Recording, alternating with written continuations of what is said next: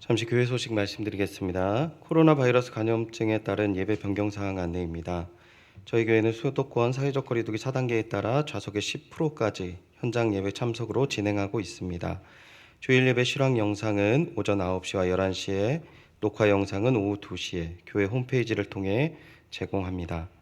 수요 예배, 금요기도회, 주일 예배와 동일한 방법으로 진행합니다. 많은 참여 바랍니다. 모임 및 행사 광고입니다. 정기당회의 2부 예배 후 당회실에서 있습니다. 공지 및 협조 사항입니다. 온라인 헌금 안내입니다. 입금자명 표기 방법으로 본인 이름과 헌금 종류를 기입해 주시기 바랍니다. 소식 및 교우 동정입니다. 1구역 이응열 집사님, 이성옥 집사님, 고양시 덕양구로 이사하셨습니다. 정교인 천덕 성경 읽기 마라톤 707번 김창태 장로님 해주셨습니다. 감사합니다. 수험생 명단 광고입니다.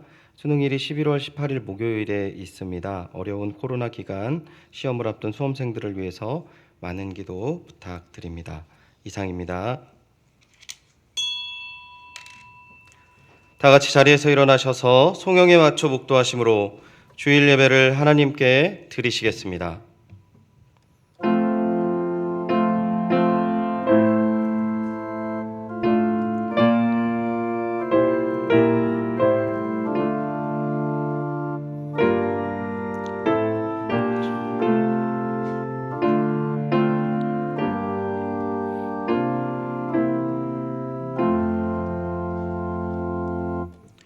우리의 빛 되시고 구원 되신 주님, 주님께서 우리의 생명의 능력 되셔서 두려움 없는 삶을 주신 것 감사드립니다. 주님이 주신 사랑 너무 크고 완전하지만 때때로 찾아오는 두려움과 핍박으로 인하여 믿음이 없는 모습으로 살 때가 너무 많습니다. 주님, 회개하며 소리내어 부르짖으오니 들으시고 저희를 긍휼히 여기사 응답하여 주옵소서. 오늘 주시는 말씀을 붙들고 주님의 때를 기다리게 하옵소서. 강하고 담대하게 주님의 때를 기다리게 하옵소서. 감사드리며 이 모든 말씀 예수님의 이름으로 기원하옵나이다. 아멘. 사도신경으로 신앙 고백하겠습니다. 전능하사 천지를 만드신 하나님 아버지를 내가 믿사오며 그 외아들 우리 주 예수 그리스도를 믿사오니 이는 성령으로 잉태하사 동정녀 마리아에게 나시고 본디오 빌라도에게 고난을 받으사 십자가에 못 박혀 죽으시고 장사한 지 사흘 만에 죽은 자 가운데서 다시 살아나시며 하늘에 오르사 전능하신 하나님 우편에 앉아 계시다가 저리로서 산자와 죽은 자를 심판하러 오시리라. 성령을 믿사오며 거룩한 공회와 성도가 서로 교통하는 것과 죄를 사하여 주시는 것과 몸이 다시 사는 것과 영원히 사는 것을 믿사옵나이다. 아멘. 자리에 앉아주시기 바랍니다. 찬송가 373장 고요한 바다로 다 함께 찬양 드리시겠습니다.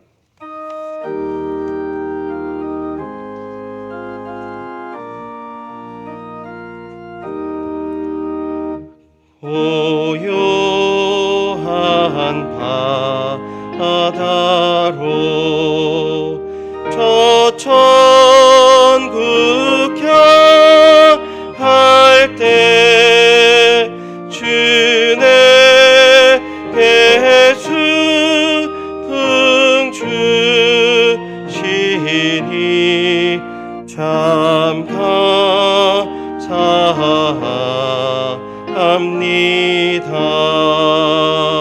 큰 물결이 일어나 나 쉬지 못하나 이 풍랑으로 인하여 더 빨리 가합니다. 내 걱정 근심을 쉬었게 하시고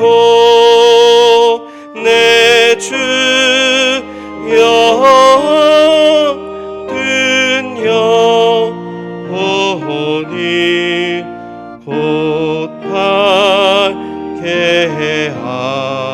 하소서. 이 세상 오락한 주 뜻을 본받고 내 몸이 지어질 때 큰 믿음 주소서.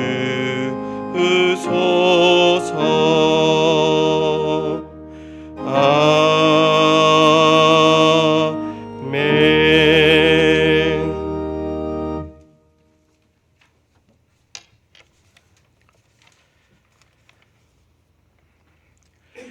언제나 저희들을 사랑하셔서 저희와 함께 하신 하나님 아버지, 지난 추석 명절 주간에도 저희들을 지켜주시고 보호해 주셨다가 거룩한 주일 주님께 예배드리게 은혜 베풀어 주시니 감사하고 감사합니다.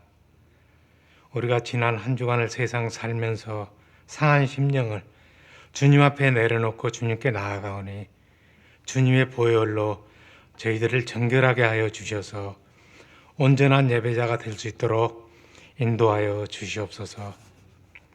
이 예배가 주님의 위로와 평강이 함께 하시는 참된 예배가 될 수 있도록 축복하여 주시옵소서.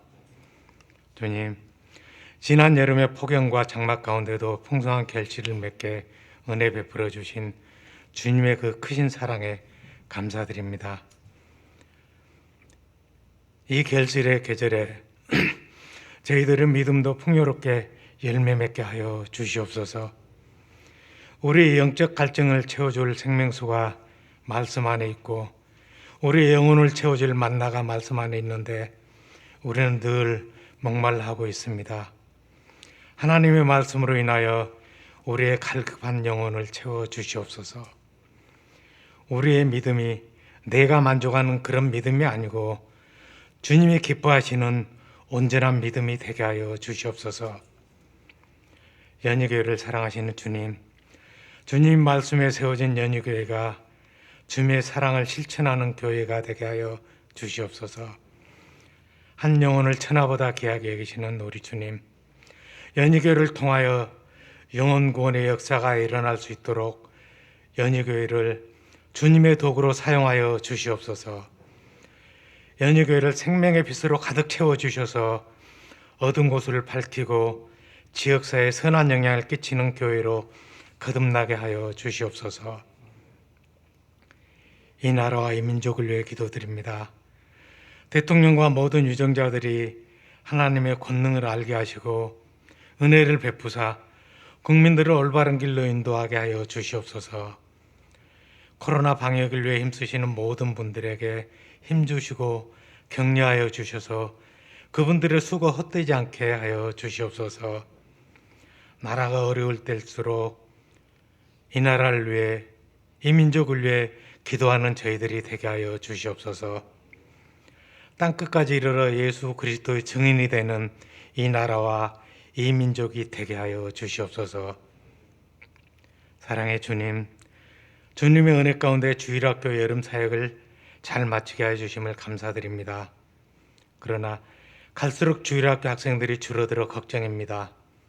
교회를 비롯하여 우리 모두가 다음 세대 양육에 힘써 주일학교가 회복되게 하여 장차 오실 하나님 나라의 일꾼으로 사용하여 주시옵소서. 대입 수능일이 50여일 남았습니다. 여러 가지로 어려운 여건 가운데 수능을 준비하고 있는 수험생들에게 주님이 함께 하셔서 능력과 지혜를 더하여 주시고 강건함을 더하여 주셔서 최선을 다하여 좋은 결과를 얻을 수 있도록 주님께서 함께하여 주시옵소서. 주님, 이 시간 우리의 간절한 기도와 주님의 따뜻한 손길을 기다리는 성도들이 있습니다. 육신이 연약하여 고통 중에 있는 성도들도 있으며 또 연로하셔서 힘들어하시는 어르신들과 영적으로 방황하여 하나님께 들떠나 생활하고 있는 성도들도 있습니다. 이 모든 분들께 주님의 말씀을 믿고 그 말씀을 의지하여 영육간에 치유받아 주님의 품으로 돌아오게 하여 주시옵소서. 오늘 하나님의 말씀을 대언하실 박재훈 담임 목사님께 성령님이 함께 하셔서 목사님을 강건하게 붙들어 주시고 입술의 권세를 허락하사 그 말씀으로 인하여 예수 그리스도 안에 세움받는 우리 연희교회 우리 성도들 되게 하여 주시옵소서. 오늘 또 예배들에게 은혜 베풀어 주신 주님의 사랑에 감사드리며 예수님 이름 받들어 기도드립니다.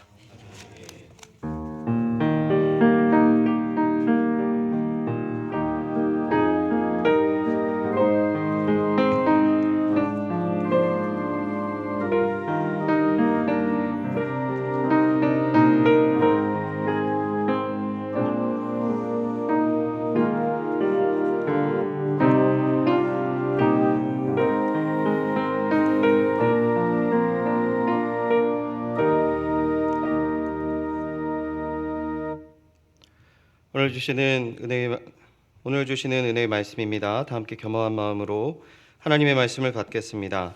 하나님의 말씀 창세기 26장 12절부터 25절까지의 말씀입니다. 구약 성경 36면에 있습니다.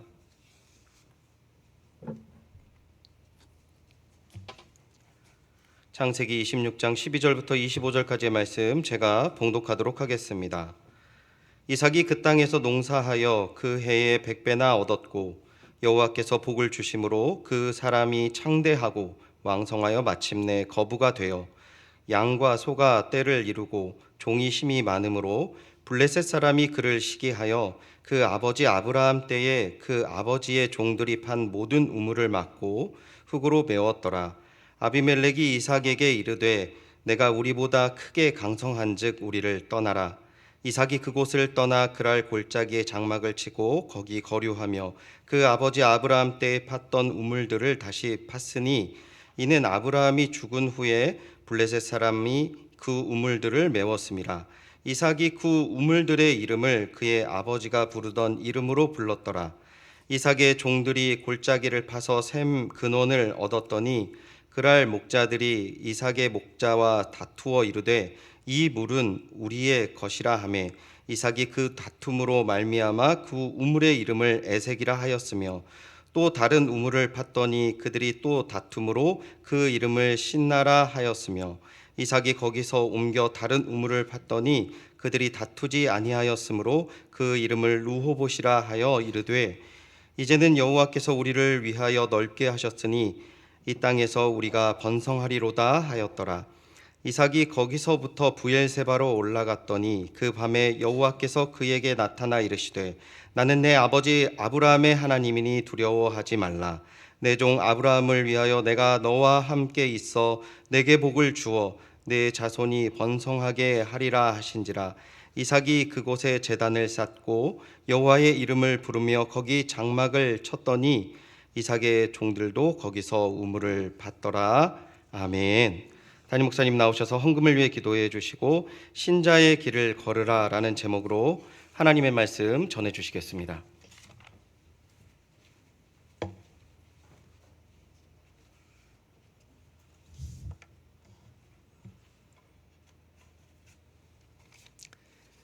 감사의 제목 함께 나눕니다. 사랑과 은혜가 풍성하신 하나님 아버지 감사합니다. 추석 명절을 맞아 온 가족이 모여 하나님께 예배드리게 하신 감사드립니다. 사랑하는 우리 자녀손들 성령 충만한 삶을 살게 하옵시고 범사에 감사드립니다. 주님, 사랑하는 집사님, 주님께서 계획하신 것 이루어 주시고 신방에 늘 감사 올려드립니다. 항상 인도해 주시는 하나님의 은혜에 늘 감사드립니다. 하루하루 하나님의 크신 은혜로 인도하시오니 늘 감사드립니다. 우리는 위로부터 부어주시는 하나님의 은혜로 죄인의 자리에서 의인의 자리로 옮겨졌음을 감사드립니다. 주님 감사드립니다. 이 세상에서 의지할 분 오직 주님뿐이십니다. 주님 뜻을 따르는 삶을 살게 하여 주시옵소서. 어깨 수술도 잘 되고 아물게 하신 것 감사드립니다. 건강을 주심을 늘 감사드립니다. 하나님 아버지께서 날마다 주시는 은혜에 감사드립니다. 우리 드린 예물 위해서 잠시 기도하겠습니다. 사랑의 하나님, 하나님께서 주시는 은혜에 감격하여 드린 귀한 감사의 예물들, 하나님 아버지, 하나님께서 기뻐 흠양하실 줄 믿습니다. 우리의 삶이 비록 어렵고 힘들지라도 하나님 사랑하는 마음으로 드린 감사로, 11조로, 선교로, 또 건축으로, 또 각양각색의 모습으로 하나님 아버지께 드린 이 마음들 주님께서 받아주시고 예물 드린 손길들의 삶을 하나님의 응애와 풍요로 채워주시옵소서. 삶의 어려움과 공경으로 인하여 예물 드리지 못하는 마음의 아픔 가진 성도님들의 마음도 주님께서 늘 찾아가사 위로하시고 하나님 아버지의 은혜가 이 가을의 추수 때보다 더하게 하여 주시옵소서. 예배의 시종을 주님께 의탁드리며 살아계신 예수님의 이름으로 기도드립니다. 아멘. 할렐루야. 네, 우리 명절을 마치고 또 이렇게 우리 성도님들과 또 함께 예배드린 자리에서 만나게 너무나 감사합니다. 코로나가 연일 최고치를 기록하고 있습니다. 그 가운데서 또 현장에서 또 온라인으로 함께 예배드리는 우리 성도님들, 상황은 비록 어려울지라도 하나님 사랑하는 마음, 내가 하나님 사람이라는 것 잊지 않고 살아가는 우리 모두가 되기를 진심으로 축복합니다. 오늘 창세기 26장 12절에서 25절 말씀 가지고 신자의 길을 걸으라 라는 하나님 말씀 함께 나누고자 합니다. 사랑하는 성도 여러분, 만약에 누군가가 여러분에게 찾아와서 지금까지 예수 그리스도를 믿었던 걸음을 멈추고 이제는 세상의 가치관에서 나와 함께 하자라고 그 길을 바꿔 타자고 얘기한다면 여러분은 무엇이라고 답할 수 있겠습니까? 그 상황에 따라 좀 다를 수도 있을 것 같아요. 내가 정말 너무나 고난 가운데 있으면 그 말이 좀 더 크게 들릴 수도 있고요. 또 그 가운데 내가 의구심이 많이 있다면 그 말이 또 더 크게 들릴 수도 있겠죠. 기독교 윤리학자 리처드 리버는 이런 세상의 요구에 대해서 신자가 어떻게 대답을 해야 되는가라는 것을 이제 문화 변형론적인 차원에서 5가지 유형으로 이렇게 구분을 해놨어요. 만약에 세상이 나에게 세상을 따르라 한다면 첫 번째 유형은 이런 사람들이 있어요. 세상을 아예 거부해버립니다. 세상을 떠나버려요. 마치 속세를 떠나는 것처럼 원수를 사랑하라 라는 말씀을 지키기가 어려우니까 그냥 원수가 없는 곳에 가서 사는 거죠. 네, 중세 수도원 운동이나 금욕주의가 이에 해당한다고 할 수 있습니다. 또 어떤 분들은 그냥 세상의 변화에 순응합니다. 그냥 이렇게 사는 거지 뭐 이러면서 세상의 변화에 그냥 순응하고 따라가죠. 세상에 순응하면서 하나님의 은총을 구하는 이들이 있습니다. 세상에 순응하지만 하나님, 제가 하나님 뜻대로 살진 못하고 있지만 그래도 은혜를 주세요 라면서 살고 계시는 유형의 분들도 계실 거고요. 또는 나에게 이런 변화를 요구한다고? 그럼 이 변화 또한 하나님의 은혜를 구할 계기로 삼아야겠다라고 생각하는 어쩌면 궤변일 수 있는 이런 신앙생활을 하는 분도 있습니다. 그리고 우리 개신교 신앙생활에 가장 맞는 5번째, 세상의 변화도 하나님의 섭리 안에 있으니까 그 세상의 변화하는 흐름 안에서 신자의 길의 중심을 잘 지키고 걸어가면서 나도 세상도 새롭게 변화시킬 기회를 그 안에서 찾는 삶. 그것이 바로 종교개혁 이후 개신교인들의 삶이었습니다. 세상의 변화, 상황의 변화, 고난, 축복, 어려움, 실패, 여러 가지 많은 상황 속에서 우리 참된 신앙을 가진 신자들은 세상을 떠나지도 않고 그렇다고 세상에 잠식되지도 않으면서 나와 세상을 새롭게 변화시키는 제자로 우리는 부름받았습니다. 예수님께서 마태복음 28장에서도 그레이트 미션, 대사명이라고 우리들에게 말씀하셨죠. 너희는 모든 민족을 제자로 삼아 아버지와 아들과 성령의 이름으로 세례를 주고 내가 너희에게 분부한 모든 것을 가르쳐 지키게 하라는 이 메시지도 바로 이 5번째 유형에 해당하는 삶이라고 할 수 있습니다. 예수님께서도 세상을 떠나지 말고 너희가 세상 안에 속해서 아직 신자의 길을 걷지 못하는 이들을 너희가 걷고 있는 신자의 길로 갈 수 있도록 그들을 부르는 것이 바로 복음 전파요. 그것이 바로 그리스도인의 사명이라고 말했습니다. 즉 신자의 길은 아무도 걷지 않는 길에서 자신의 의를 자랑하면서 혼자 걷는 것이 아니라 어쩌면 많은 죄악이 관영한 저작거리를 걷더라도 하나님 말씀의 정도를 지켜가며 나 자신과 세상을 변화시키는 걸음을 걷는 것이 바로 신자의 걸음이다라고 말씀을 하셨습니다. 신학대학원 정문을 들어갈 때 입구에 보면 그 신학대학원의 교훈이 이렇게 돌에 새겨져 있습니다. 혹시 학교를 이렇게 가보신 분들이 있으시면 보셨는지 모르겠지만요. 첫 구절에 이렇게 써 있어요. 교훈 써 있고 신자가 되라. 두 번째가 학자가 되라. 세 번째 성자가 되라. 네 번째 전도자가 되라. 다섯 번째 목자가 되라입니다. 어쩌면 목회학을 배우는 신학의 과정에서 신학의 요람에서 제일 중요한 건 목자일런지도 모르지만 첫 번째 교훈의 가장 앞쪽에 신자가 되라라는 말을 기록한 목적은 무엇일까요? 다른 모든 것이 된다 하여도 그리스도 예수를 믿는 신자가 되지 않으면 그 뒤에 있는 모든 것을 할 수가 없다라는 것이죠. 심지어 신학을 배우고 목자가 되어야 할 신학교에도 신자가 되는 길이 가장 중요함을 앞에서 말하고 있습니다. 우리는 급변하는 세상, 여러분들이 만나는 수많은 상황 가운데 이 실패와 고난으로 보이는 모든 상황 가운데 어떻게 해야 신자의 길을 걸을 수 있을까요? 오늘 본문은 하나님과 이삭 그리고 그 주변의 인물들로 이루어진 이야기입니다. 우리는 지난주 추석 명절 전에 아브라함의 이야기를 함께 나눴죠. 아브라함이 한 영혼을 사랑하는 마음으로 수치를 무릅쓰고 기도하는 기도자가 된 이야기. 하나님의 마음, 즉 한 영혼을 사랑하는 마음을 이해하고 그 영혼을 위해서 계속적으로 하나님께 기도하며 매달리는 이야기를 우리는 함께 보았습니다. 아버지의 발걸음을 따라갔던 저는 오늘 아들 이삭의 이야기를 함께 나누고자 합니다. 이삭 역시 신자의 길을 걷게 되죠. 이삭은 탄생 때부터 심상치가 않았죠. 사실 이삭은 아브라함, 야곱, 요셉 이런 인물들, 창세기에 나타난 족장시대의 주요한 4명의 인물에 비하면 매우 작은 인물로 기록되어 있어요. 하지만 이삭은 태어날 때 엄청난 하나님 안에서의 믿음과 은혜로 태어났어요. 100세가 된 아브라함에게 주신 믿음의 자녀였죠. 사라의 웃음도 덮을 수 없는 아브라함의 믿음을 통해서 하나님께서 귀한 아들을 주셨죠. 그 이후에 이삭의 일들 여러분 잘 아시잖아요. 이삭이 청소년기 정도가 될 거예요.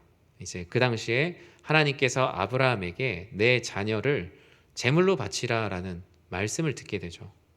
아브라함과 이삭은 모리아 산으로 걸어가는 3일의 시간을 함께 했던 신자의 길을 걸었던 부자 관계입니다.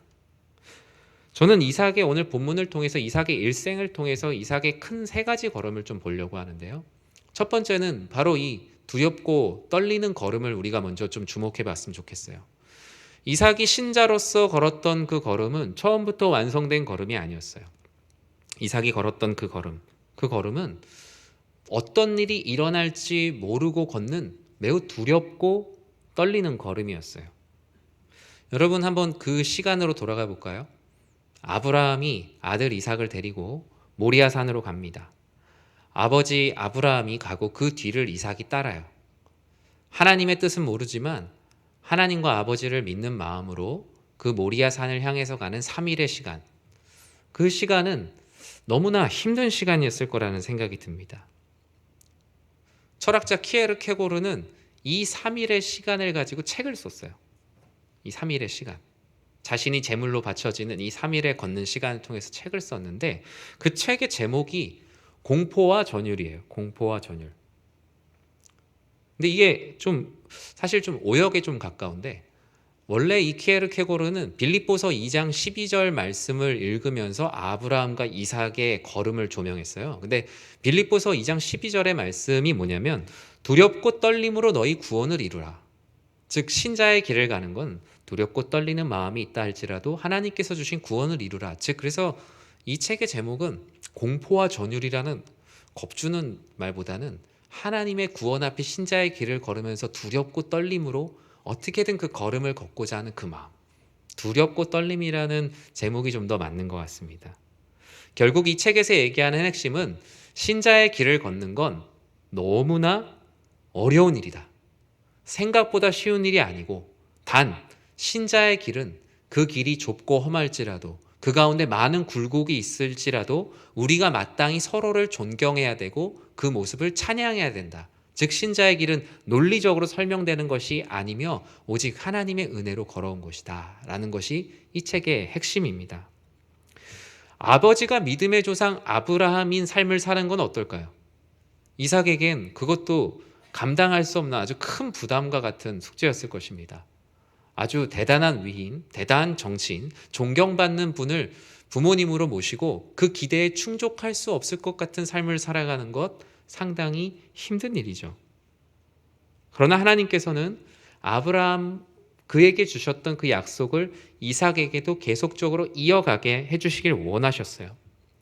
하지만 우리가 믿음의 조상이라고 얘기하는 아브라함도 그 첫 발걸음은 완전하지 않았어요. 오늘 본문은 아브라함의 걸음과 이삭의 걸음을 마치 데칼코마니로 딱 찍었다 펼친 것 같은 말씀으로 창세기에서 기록하고 있어요. 이삭도 영적인 분별력을 상실하고 실수했던 많은 순간들이 있는데요. 바로 오늘 본문 바로 앞쪽에 기록된 사건이 바로 이 이삭의 연약했던 시간들입니다. 9절의 말씀을 같이 한번 읽어볼까요?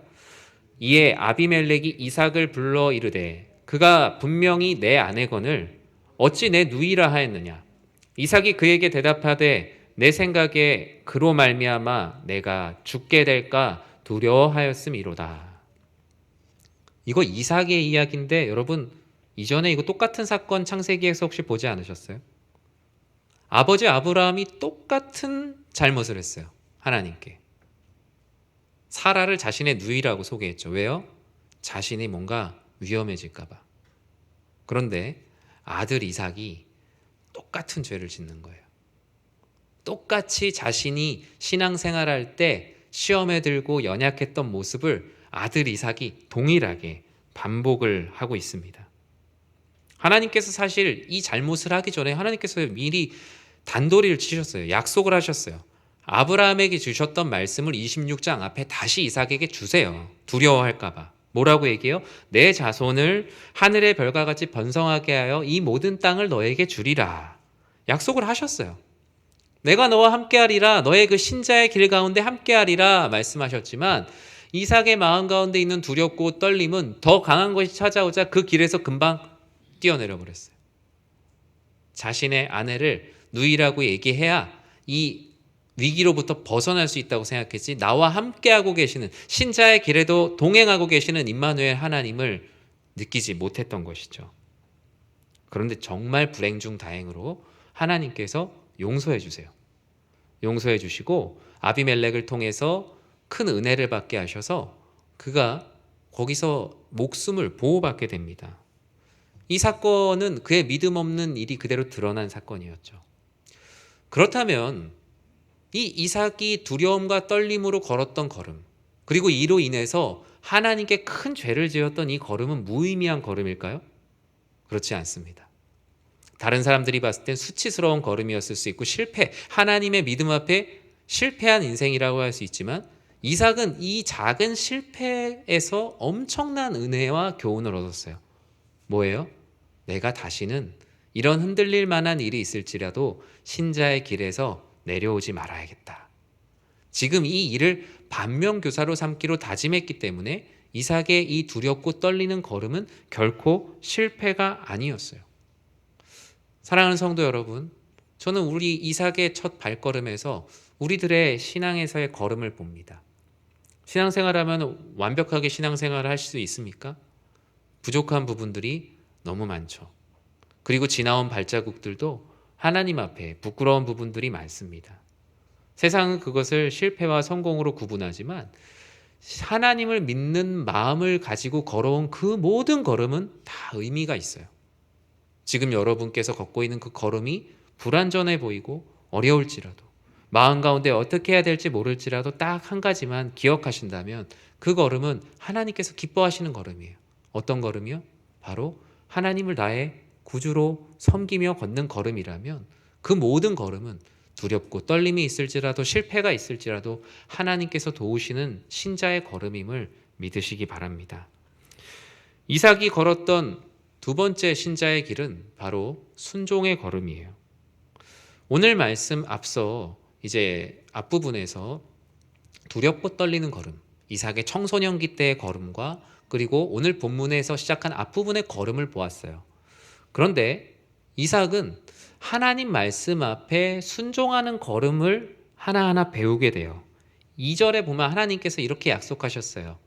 여호와께서 이삭에게 나타나 이르시되 애굽으로 내려가지 말고 내가 내게 지시하는 땅에 거주하라 말씀하십니다. 이삭은 앞에서 많은 잘못을 했지만, 그리고 청소년기에 그가 경험했던 수많은 믿음의 순간들, 그리고 아버지 아브라함이 겪었던 일을 주변인으로 보면서 신자의 길을 어떻게 걸어가야 될지 직접적으로 간접적으로 많은 경험들을 쌓게 되었어요. 사실 이 26장의 때는 큰 흉년이 닥쳤을 때예요. 보면은 창세기를 비롯해서 구약 성경의 대부분을 보면 어떤 신앙적인 큰 변화가 일어날 때 풍년이나 흉년이 듭니다. 그래서 풍요로울 때와 가난할 때 이들이 어떻게 신앙을 지켜나가는지를 하나님께서는 보시는데요. 오늘 26장에 보면 큰 흉년이 들었대요. 근데 고대 근동에서 큰 흉년이 들면 어디로 가요? 풍년이 있는 곳으로 가야죠.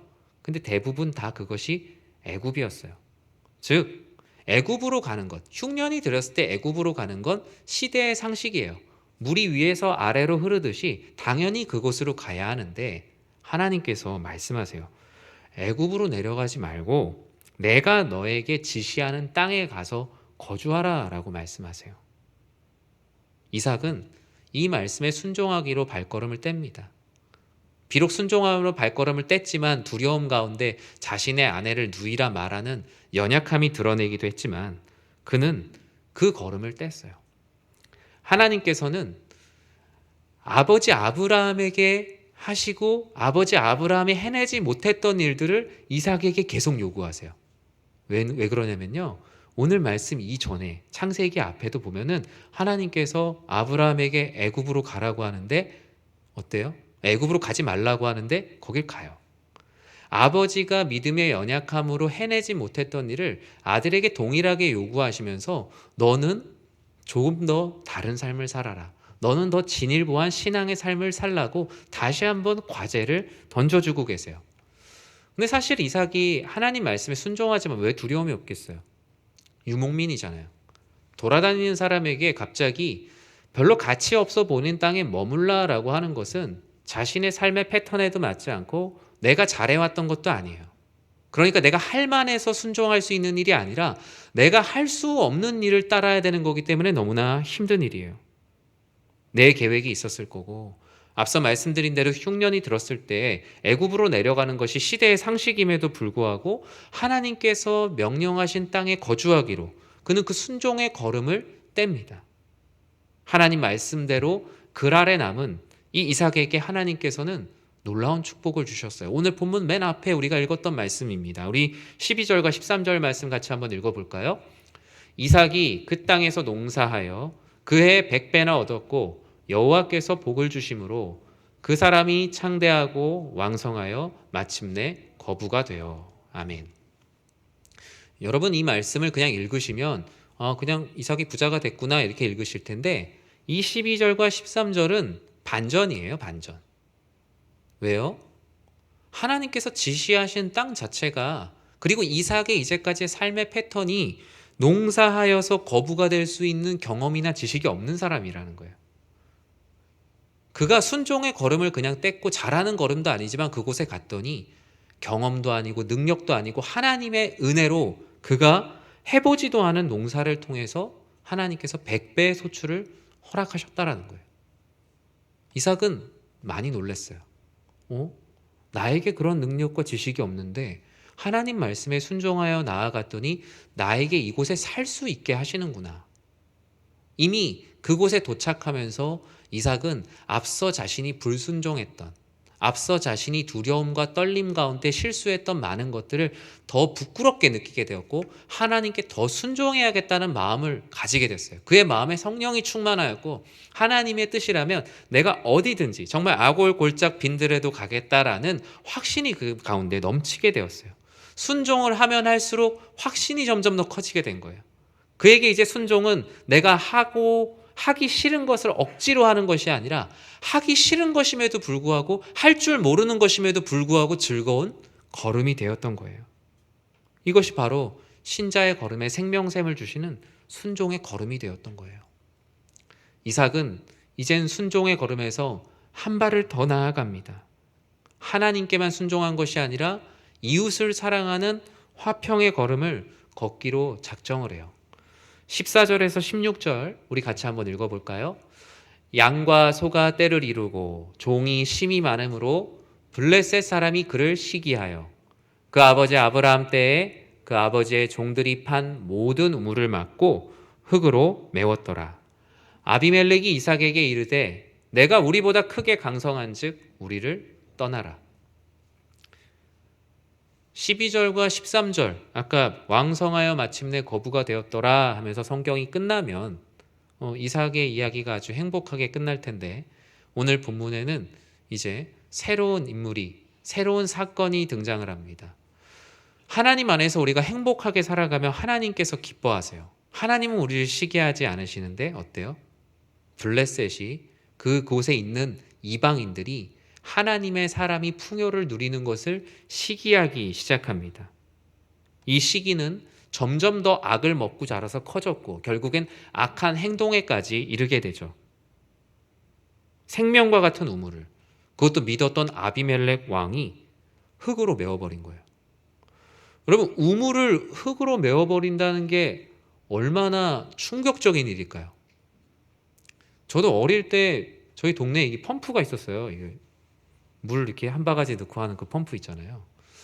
사람들이 거기서 물을 많이 기르고 예전에 교회에서 이렇게 몽골에 선교를 가면 아이들이 그 이제 돈을 아주 작은 돈을 주고 동네에서 물을 나눠주는 곳에서 물을 길러옵니다. 물은 곧 그들에게 생명이고 이 물이 없어진다라는 건 거기서 더 이상 살 이유가 없어지는 거예요. 아무리 하나님께서 지시하신 땅이라 하여도 생존의 문제가 생기기 때문에 하나님의 뜻이겠거니 하고 떠날 수 있는 이유가 생기는 거예요. 그런데 그것도 우물에 물이 말라버린 게 아니라 사람들이 시기하여서 우물을 인위적으로 막았다. 그 소식은 이삭에게는 너무나 충격적인 소식이었을 거예요. 우리가 신자의 길을 걷는 이유, 정말 우리가 하나님의 사람으로 살아내기 어려운 이유가 뭐예요? 고난받을 때는 사람들이 조롱해요. 저 사람 되게 세상 어떻게 돌아가는지도 모르고 교회만 열심히 다니더니 저거 봐라. 남들이 일할 때 일 안 하고 예배만 드리러 가니까 저렇게 되지. 사람들은 조롱합니다. 심지어 이제 명절이 되면 그런 일들이 참 많아요. 뭐 부와 가난으로 모든 걸 나눌 수 없지만 하나님 열심히 신실하게 믿는데 형제들 중에서 너무나 가난하고 힘든 삶을 살아요. 근데 다른 가족들은 아무도 안 믿어요. 가족들이 때로는 하나님 믿는 그 모습을 어리석게 보고 답답하게 봅니다. 고난 가운데 이중의 고통을 겪어요. 또는 부유해도 마찬가지예요. 하나님 믿으면서 부유하면 사람들이 또 손가락질합니다. 저 사람 뭐 어떻게 해서 저렇게 되는 건지. 그 사람이 인격을 흠집내거나 다른 어떤 생채기를 내서라도 그것을 시기하려고 하는 게 사람의 모습이에요. 드디어 이제 이삭의 축복 가운데 크랙이 생기기 시작했어요. 그들의 시기가 쐐기를 받고 들어와서 그 축복을 쪼개버리려고 하는 그때 이삭은 과연 이 세상의 변화의 요구에 뭐라고 답을 했을까요? 이삭은 그들과 함께 박수치지 않았어요. 함께 싸우려는 그들의 손을 같이 잡고 소리를 내지 않고 그곳에서 자신의 이 신자의 길을 지키기로 작정을 합니다. 내 기득권을 지키려고 하면 하나님께 영광이 되지 않고 하나님 앞에서 내가 하나님의 사람으로 신자의 길을 걸어내는 데 있어서 나에게 시험이 될 것을 알았기에 그는 모든 것을 양보하고 그랄 땅에서도 외곽에 위치하고 있는 그랄 골짜기로 갑니다. 아무도 그곳에서 우물을 파지 않는 곳, 그리고 누가 봐도 가능성이 없는 그곳으로 가게 돼요. 많은 사람들은 이삭의 이 모습을 보면서 파워게임에서 져서 밀려난 패자로 봤을 수 있어요. 우리의 삶에서 시험에 실패했을 수도 있고 사업을 하다가 무언가 잘 되지 않을 수 있고 그리고 그 사람 승승장구하다가 결국에는 거기 있던 원래 사람들한테 밀려났다는 얘기를 듣게 되었을 거예요. 하지만 이삭의 마음 가운데는 하나님께서 주신 확신이 있었어요. 그리고 그는 그렇게 자라왔어요. 그리고 바로 그 직전에 자신의 믿음의 연약함을 통한 실패를 통해서 어떠한 상황 가운데서도 내가 신자의 길을 포기하지 않겠다라는 그 믿음이 그 마음 가운데 자리 잡고 있었어요. 그리고 그는 그랄 골짜기에서 엄청난 것을 발견하게 됐어요. 뭘 발견하게 됩니까? 우리 18절 말씀을 같이 한번 읽어볼까요? 그 아버지 아브라함 때에 팠던 우물들을 다시 팠으니 이는 아브라함이 죽은 후에 블레셋 사람이 그 우물들을 메웠습니다. 이삭이 그 우물들의 이름을 그의 아버지가 부르던 이름으로 불렀더라. 그곳에는 사랑하는 아버지의 흔적이 있어요. 아버지가 70년 전에 이곳에 와서 어디서 우물이 나올지 알지 못했음에도 불구하고 하나님께서 말씀하신 곳에서 우물을 팠던 그 흔적들이 있었어요. 아버지 아브라함이 죽은 후에 블레셋 사람들이 다 메워버려서 더 이상 물이 나지 않는 곳. 하지만 하나님께서 물이 나게 하셨던 곳. 즉 하나님의 약속이 있는, 지금 현재는 흙으로 메워져 있지만 하나님께서 물이 나게 하셨던 그 우물을 발견하게 됐어요. 이삭은 아버지 아브라함을 지켜주신 하나님의 사랑과 아버지 아브라함이 걸어온 믿음의 길에 대한 확신, 그리고 내가 이곳에 온 것이 결코 우연히 온 것이 아니라 하나님께서 나에게 아버지 아브라함에게 주셨던 믿음의 계보를 이어가시겠다, 그 마음의 확신을 가졌어요. 메워져 있지만 그는 너무나 기뻤어요. 왜냐? 이곳을 파면 하나님께서 다시 우물을 주실 것이라는 그 믿음 때문이었어요. 이삭은 신자의 걸음을 걸으면서 날마다 복된 걸음이 되었어요. 흙으로 메워져 있던 우물을 파자, 아버지의 믿음의 흔적이 있는 그 우물을 파게 되자 아버지가 누렸던 그 생수, 그 우물이 터지기 시작했어요. 아버지와 함께 하셨던 하나님 아버지의 사랑을 그 우물물보다 훨씬 더 크게 느끼게 되었어요. 샘의 근원을 얻게 되었다고 성경은 말하고 있거든요. 그런데 또 시기가 틈타기 시작해요. 어때요? 그랄의 목자들이 거기까지 찾아왔어요. 거기까지 찾아와서 이삭의 목자들하고 서로 다투고 있는 거예요.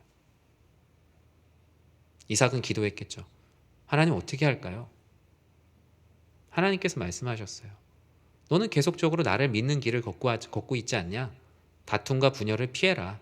그 다툼과 분열을 피해서 그랄 골짜기에 왔을 때 나의 약속을 발견한 것처럼 이제 너는 이것을 포기하고 떠나는 것이 아니라 나의 새로운 약속을 발견하러 떠나는 거다. 너는 떠나거나 양보하는 것이 아니라 오히려 내가 주는 복을 찾으러 떠나는 순례자가 되는 거니까 지금 있는 것 포기하는 걸 두려워하지 말라. 하나님께서는 그에게 새로운 길에 대한 기대와 확신, 화평의 걸음을 걷게 하셨어요. 다른 우물을 팠어요. 그 다른 우물, 아브라함이 팠던, 아버지 아브라함에게 주셨던 그 은혜가 있는, 지금은 흙으로 메워져 있지만 팠어요. 그 아버지의 믿음, 그 사랑, 아버지께서 하나님을 사랑하셨던 그 마음, 그 친밀함, 그 우물을 파게 되자 그 아버지와 하나님이 함께했던 놀라운 은혜가 우물로 터지기 시작했어요. 그런데 또 뺏으러 왔어요. 또 그것을 시기하여 뺏으러 왔어요. 이삭은 우물을 떠나면서 슬퍼하지 않았습니다. 이삭의 종들은 사람의 마음에선 또 우물을 파야 되니까 좀 슬플 수 있겠죠. 또 다시 땅을 파야 되니까. 하지만 이삭은 하나님께서 이번엔 나에게 또 어디로 인도하시려는 거지? 이삭의 마음엔 기대가 있었어요. 그래서 그가 우물을 빼앗기는 건 결코 실패가 아니라 하나님께서 베풀어 주시는 은혜로 가는 징검다리일 뿐이었어요. 이삭은 그 시기가 사라질 때까지 계속 우물을 양보합니다. 양보하고. 남들이 볼 땐 양보지만 이삭의 마음, 나만 아는 진실은 기대였어요. 하나님 이번엔 또 어디를 주실까? 하나님 나를 어디로 인도하실까? 그렇게 걷고 그 신자의 길을 걷다 보니 시기가 사라지는 때가 왔어요. 그럼 내가 여기에 이제 머무를 곳인가? 하나님 아버지께서 이제 더 이상 걸음을 걷지 말고 잠시 멈추라 라고 말씀하세요. 계속 걷다 보니 마치 이스라엘 백성들이 광야 생활을 마치고 가나안 땅에 도착한 것처럼 약속의 땅에 도착하게 되었어요. 우리 22절 말씀을 같이 한번 읽어볼까요? 이삭이 거기서 옮겨 다른 우물을 팠더니 그들이 다투지 아니하였으므로 그 이름을 르호봇이라 하여 이르되 이제는 여호와께서 우리를 위하여 넓게 하셨으니 이 땅에서 우리가 번성하리로다 하였더라. 아멘. 사랑하는 성도 여러분, 여러분이 걷고 있는 신자의 길의 결말이 바로 이 결말이에요. 이삭은 우물을 둘러싼 3번의 다툼을 뒤로하고 순종과 화평의 걸음을 걸었어요. 두렵고 떨리지만 한 걸음 한 걸음씩 기대하는 마음으로 걸었어요. 하나님 아버지께서는 그 아버지의 그 아들, 그 삶을 살게 하셨어요. 아브라함이 걸었던 신자의 길을 걷게 하시고 앞서 아브라함이 아들 이삭을 제물로 바치기 위해 걸었던 그 두려움과 떨림의 길을 아들 이삭도 믿음으로 걷게 하셨어요. 아브라함이 걸었던 아들을 제물로 바치기 위해 걸었던 3일의 시간, 그리고 아들 이삭이 하나님께서 주실 새로운 우물을 기대하며 계속적으로 옮겨갔던, 우물을 3번 포기하면서 갔던 그 시간, 그 3일과 이 3번의 시간은 정말 그 데칼코마니아 같이 다 겹쳤다 편 것처럼 말씀에 기록이 되어 있습니다. 결국 그들은 신자의 길을 걸었던 이 부자는 여호와 이레, 하나님께서 준비하신 은혜를 만나게 되죠. 아브라함은 어떤 여호와 이레를 경험했어요? 이삭을 제물로 바칠 때 하나님께서 멈추라고, 그만해, 내가 너의 믿음을 보았어, 그리고 내가 준비해 놨단다 라고 얘기하면서 덤불에 걸린 수양을 보여주시고 그 수양을 제물로 바치죠. 이삭에게도 마찬가지입니다. 더 이상 이제 우물을 파지 마라, 그러면서 새로운 우물을 보여주시고 그 르호봇이라는, 우리를 넓게 하시는 하나님의 은혜를 만나게 하셨어요. 이 수양도, 이 르호봇도 생명을 살리는 일이 됐어요. 마치 우리를 십자가에서 구원하신 그리스도 예수와 같이 우리가 그리스도 예수께서 우리의 죄를 사하시는 것을 믿는 이에게 진정한 넓은 세계를 보여주시는, 은혜의 바다로 인도하시는 하나님의 은혜를 경험하는 것처럼 아브라함은 그 수양을 제물로 바치며 이삭은 르호봇의 그 우물을 바라보며 정말 한없이 크신 은혜의 바다를 경험하게 되었어요. 마치 마태복음 5장의 팔복에 나오는 것처럼 온유한 자로 살았던 이 이삭은 땅을 기업으로 받게 되었고, 믿음으로 걷는 길이 외롭고 힘든 길인 줄 알았는데, 그리고 계속 더 좁아지거나 나중엔 좁아지다가 그냥 낭떠러지로 끝나거나 벽으로 가로막힌 삶일 줄 알았는데, 정말 이 큰 바다를 만나게 하시고자 하나님께서 나를 이 좁은 길로 걷게 하셨구나 라는 은혜를 깨닫게 되었어요. 실상 신자의 길이라는 건 좁고 험한 길이지만 결국 그 결국은 우리를 넓게 하시는 걸음, 영생으로 인도하는 발걸음임을 깨닫게 된 거예요. 사랑하는 우리 성도 여러분, 우리가 예수를 그리스도로 믿는 신자의 길은 분명히 좁아요. 하지만 그 끝은 르호봇과 같이 우리를 넓게 하시는 하나님의 계획 안에 있음을 꼭 믿으시기 바랍니다. 코로나 가운데 신앙생활하기 힘드시죠? 어떤 성도님들 얘기하세요. 헌금하기도 너무 힘들고 교회에 오는 것도 너무 힘들고, 내가 어디 가서 이제 그리스도인이라고 해서 누가 고생하시네요 라고 얘기하는 분도 없고, 누가 나의 이 좁은 길을 가는 이 마음을 알까?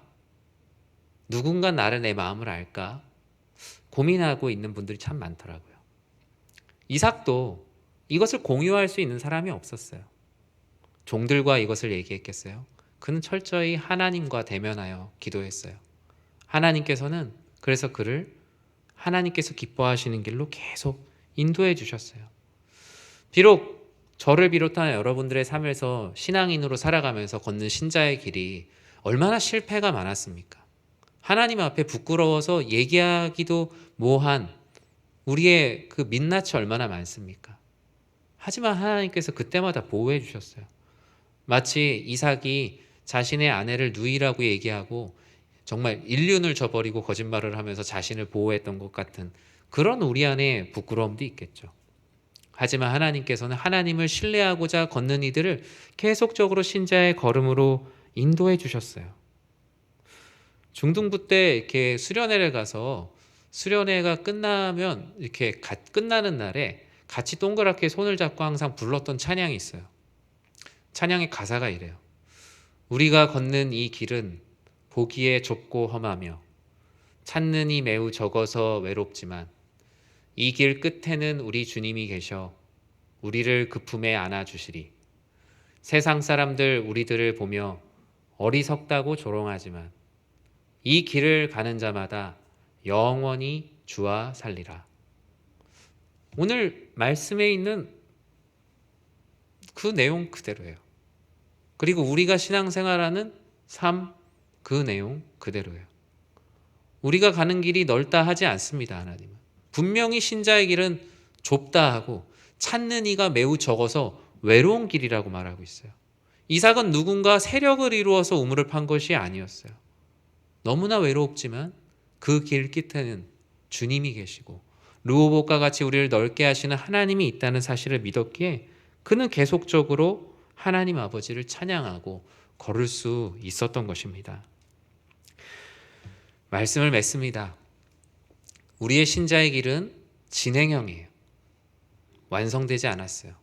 우리는 영원 속에서도 계속적으로 예수를 그리스도로 믿는 신자의 길을 걷게 될 것입니다. 이삭의 걸음은, 그리고 우리의 걸음은 세상을 떠나지도 않고 세상에 잠식되지도 않는 걸음이에요. 세상 안에서 하나님의 사람으로 신자의 길을 걸으며 나 자신을 지키고 세상을 변화시키는 제자도 바로 그 제자의 발걸음이에요. 내 소유지만 분쟁을 피하여 화평의 걸음을 걷고 남들이 말하는 대세를 따르지 않고 하나님께서 가라고 하신 땅에 가서 내가 경험하지 못했지만 그 일을 감당할 때 하나님께서는 그곳에 100배의 소출을 허락하셨다. 우리의 영적인 삶과 모든 것들을 풍성하게 하셨다라고 성경은 기록하고 있어요. 모두가 새 우물을 발견하고 이제는 다툼이 없어서 우리 여기 이제 최고다라고 축제의 여흥에 빠져 있을 때 이삭은 또 다른 신자의 발걸음을 한 걸음 더 뗍니다.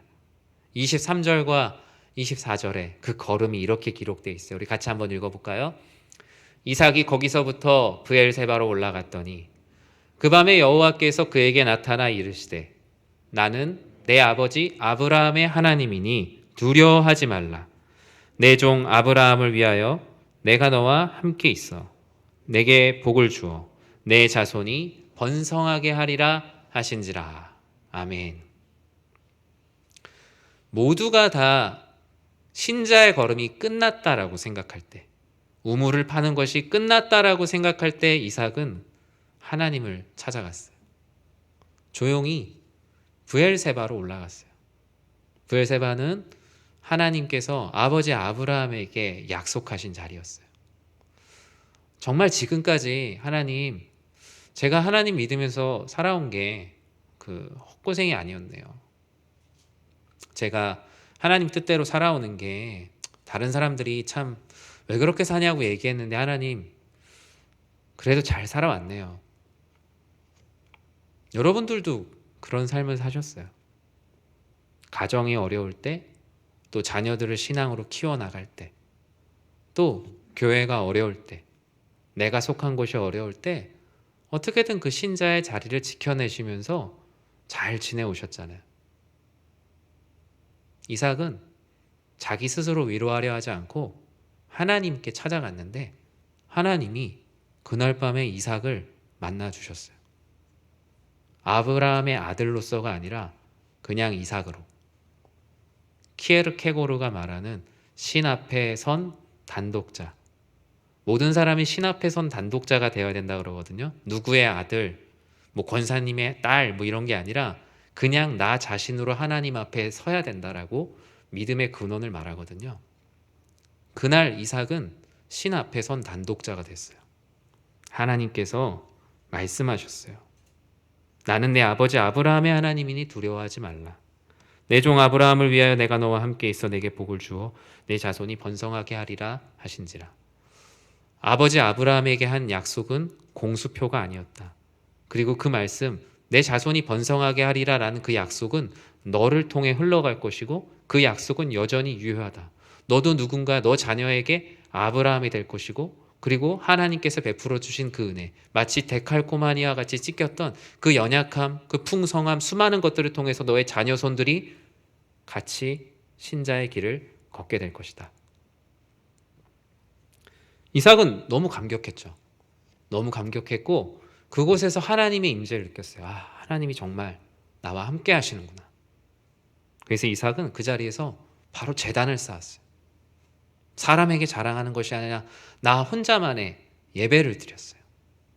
그 제단을 쌓고 그곳에 장막을 쳤어요.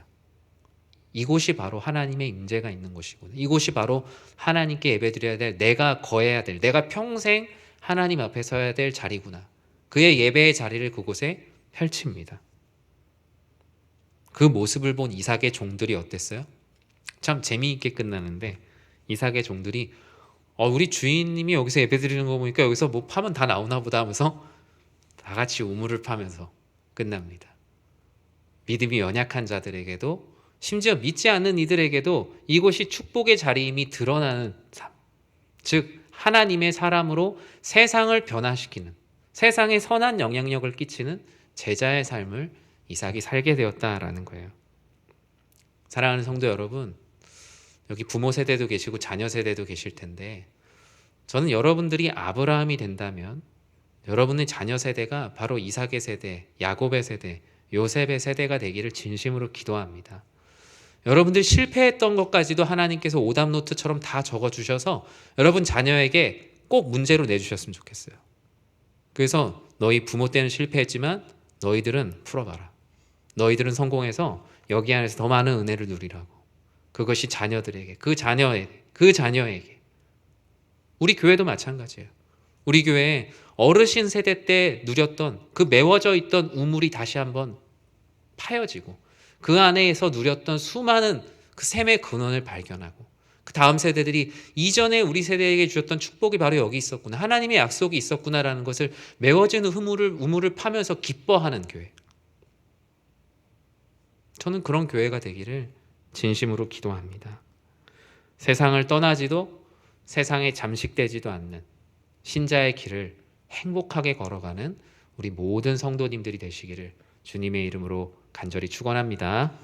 기도하겠습니다. 사랑의 하나님, 하나님께서 말씀하신 신자의 길을 살아가는 것, 세상의 조롱과 좁은 길로 인한 피로감과 두려움과 불확실함 때문에 힘들 때가 많습니다. 그러나 그 걸음, 두렵고 떨리는 마음으로 순종하고 또 화평의 걸음을 걸을 때 우리를 넓게 하시는 하나님을 만나게 될 것입니다. 우리는 계곡과 강을 지나 은혜의 바다에 이르게 될 것입니다. 이것이 나 한 세대에만 있는 것이 아니라 우리의 자녀 세대, 그 다음 세대, 그 다음 세대, 하나님께서 말씀하신 온 세대로 흘러가게 하여 주시옵소서. 지금 우리의 삶이 비록 작을지라도, 실패같이 보일지라도, 누군가가 와서 내 우물을 메워버리는 순간에도 신자의 길에서 벗어나지 않고 오직 여호와 하나님을 의지하여 하루의 발걸음을 걷는 사랑하는 우리 모든 교우들 되게 하여 주시옵소서. 예수님의 이름으로 기도드립니다. 아멘. 우리 이 시간 다 같이 자리에서 일어나셔서 찬송가 384장 나의 갈 길 다 가도록 함께 찬양하도록 하겠습니다.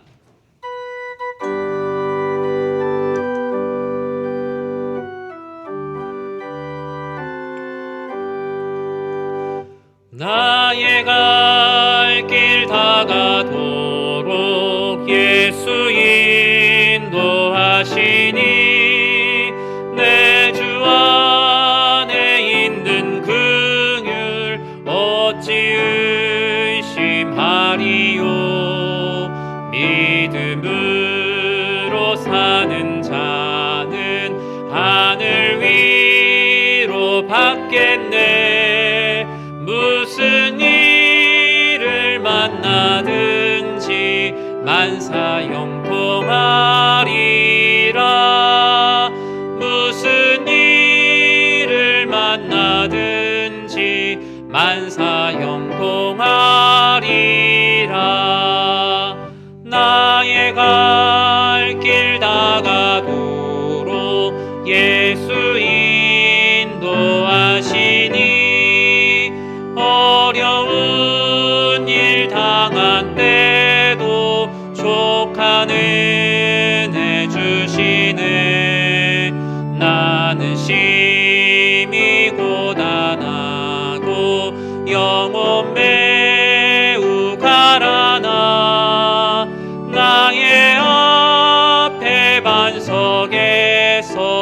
샘물 나게 하시네. 나의 앞에 반석에서 샘물 나게 하시네.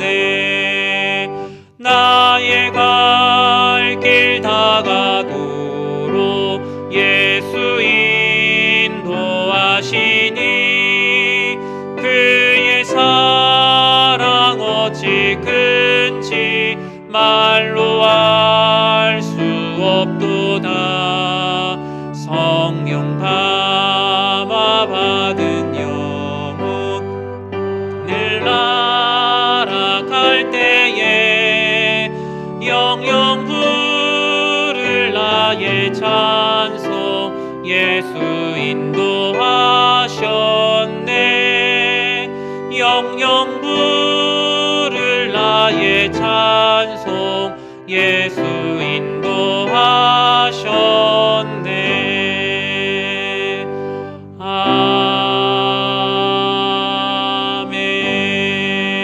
아멘. 이제는 교회의 머리가 되시는 우리 주 예수 그리스도의 은혜와 하나님의 사랑과 성령 하나님의 감화와 감동, 우리를 성령으로 충만하게 하심이 하나님을 사랑하고 늘 하나님의 뜻을 구하고 고난과 역경, 수많은 실패와 어려움 가운데도 신자의 길을 묵묵히 순종하며 걷기 원하는 사랑하는 모든 성도님들 위해, 그 가정 위에, 그 사업장 위에, 그 모든 인생 위에, 또 우리 교회 위에 주님의 크신 은혜가 영원토록 함께 있을지어다. 아멘.